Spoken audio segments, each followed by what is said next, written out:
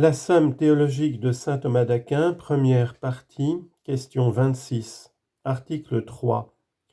Dieu est-il la béatitude des bienheureux ? Dans le ciel, la béatitude de l'un est plus grande que celle de l'autre, car saint Paul dit, 1er aux Corinthiens, chapitre 15, verset 41, « Une étoile diffère d'une autre étoile en clarté. Or rien ne peut être plus grand que Dieu. Donc la béatitude des bienheureux est autre chose que Dieu. » Sommaire. Dieu est la béatitude objective de tous les bienheureux, mais il n'est la béatitude formelle subjective que de lui-même. Corps de l'article. La béatitude de l'être raisonnable consiste dans l'exercice de son intelligence. Or, on peut considérer deux choses dans cet exercice, l'objet ou l'intelligible, l'acte ou l'intellection. Sous le premier rapport, Dieu seul est la béatitude des bienheureux, car point de bonheur pour la créature sans la connaissance de cet être infini.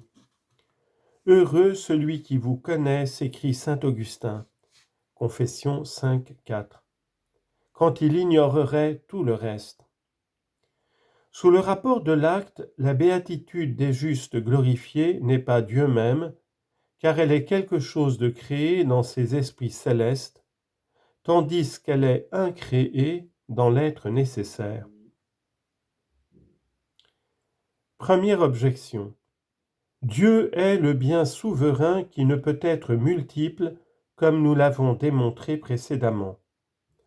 Or, la béatitude implique dans son idée le bien souverain, donc elle n'est autre chose que Dieu lui-même. Réponse.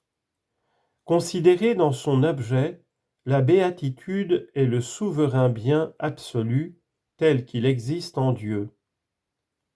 Considérée dans l'acte de l'intelligence créée, elle est le souverain bien relatif tel qu'il peut être communiqué à l'être limité.